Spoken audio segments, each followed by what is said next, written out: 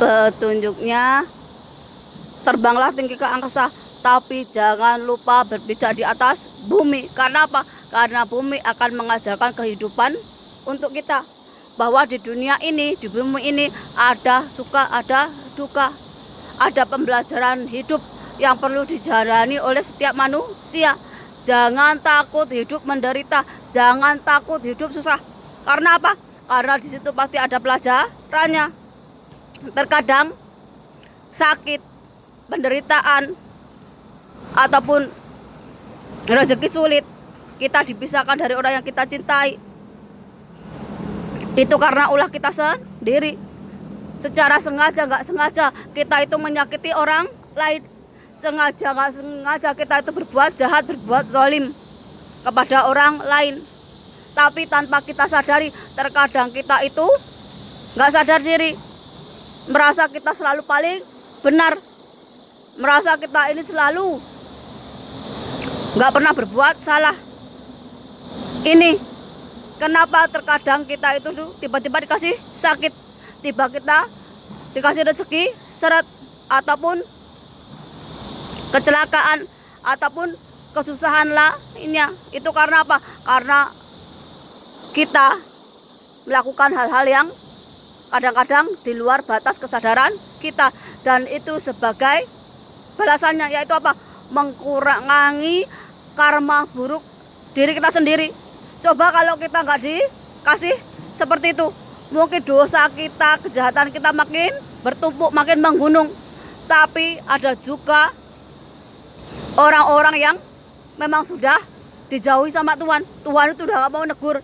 Dia mau berbuat jahat, dia mau berbuat zalim, dia mau berbuat apa saja, dibiarkan, nggak ditegur, nggak dijauhi sama yang di atas, nggak diingatkan.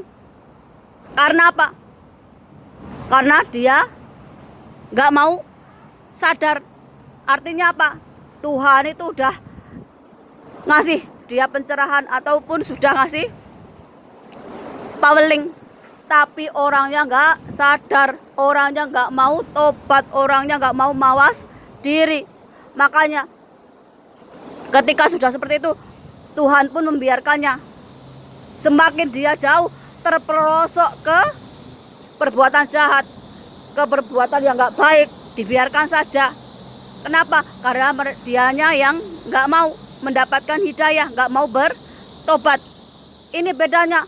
Kamu mau jadi orang yang jahat ataupun orang yang seperti apa, tapi ketika kamu itu punya niat yang dalam dari hati kamu, kamu ingin berubah, kamu ingin mendapatkan hidayah, maka kapan saja bisa datang, dari mana saja pintu tobat atau secercah kesadaran bahwa yang kamu lakukan itu nggak benar. Ini bedanya orang mau bertobat sama orang nggak mau bertobat. Belajarnya dari mana? Dari bumi ini, kehidupan kita ini. Jadi kita terima nih hakikat kalau manusia itu berbuat salah, berbuat dosa, minta ampunan, minta pertobatan.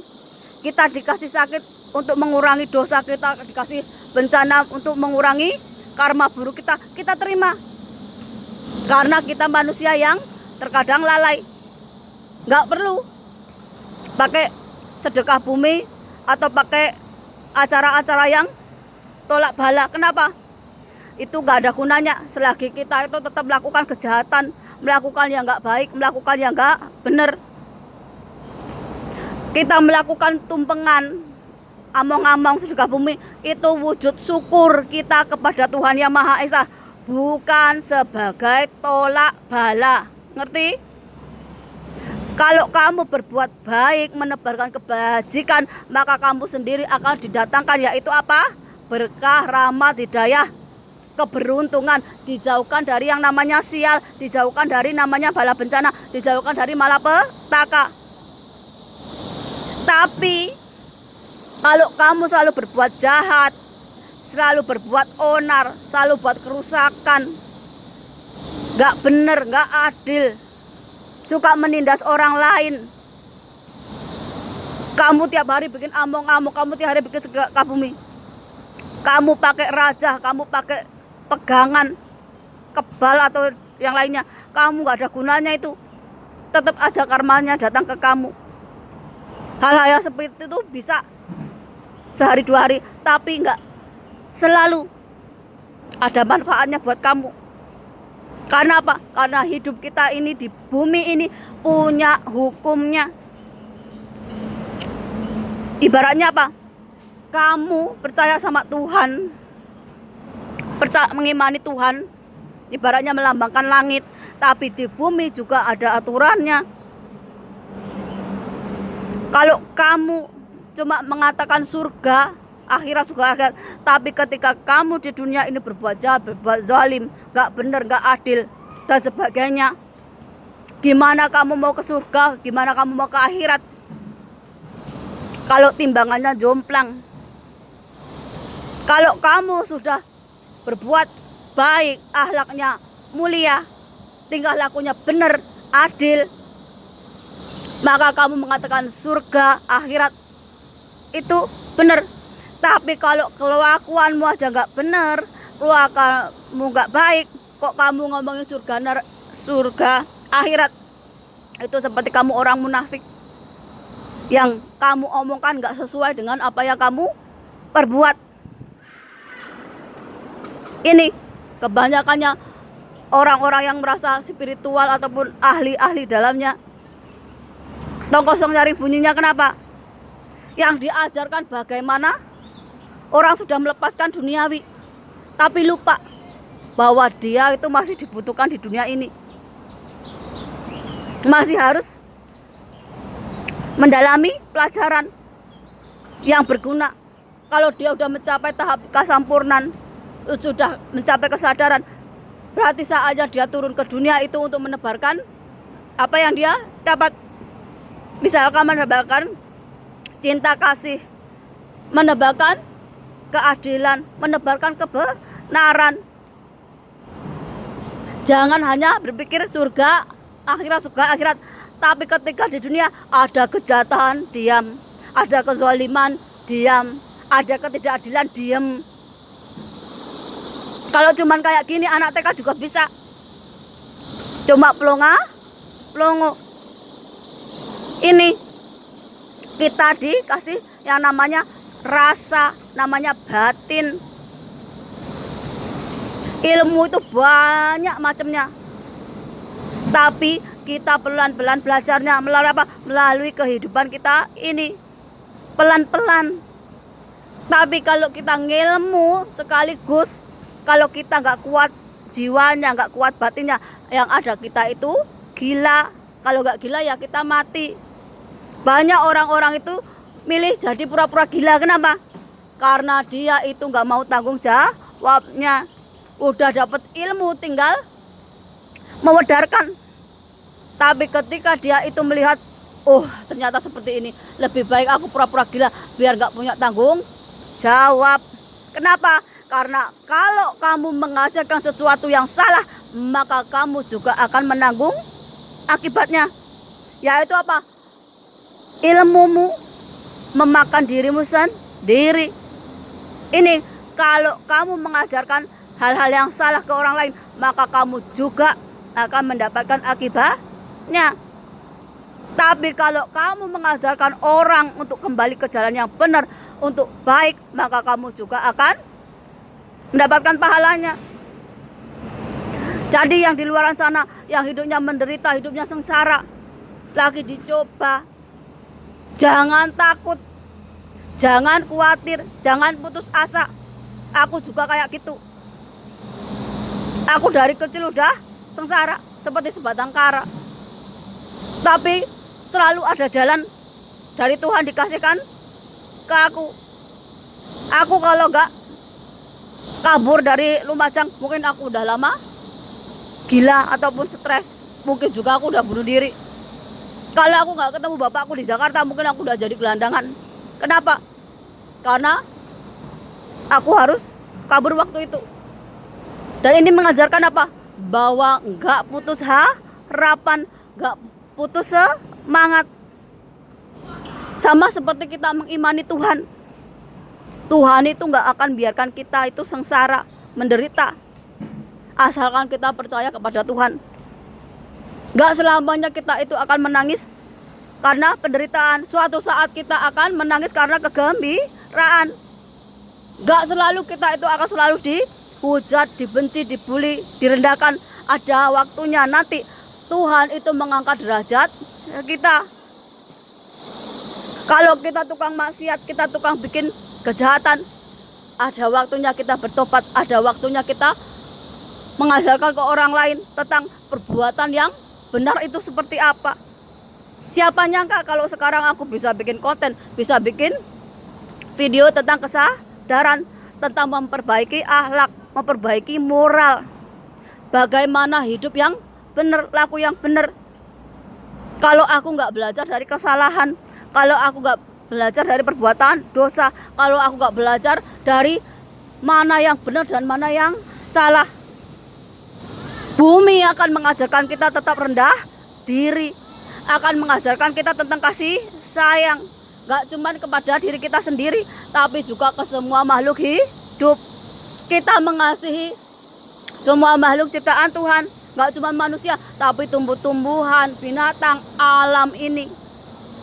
Mengajarkan kita rendah diri, tetap kita itu menyamaratakan semua. Yang dilihat itu cuma apa? Perbuatannya. Kenapa rendah diri? Kita nggak sombong, nggak jumawa.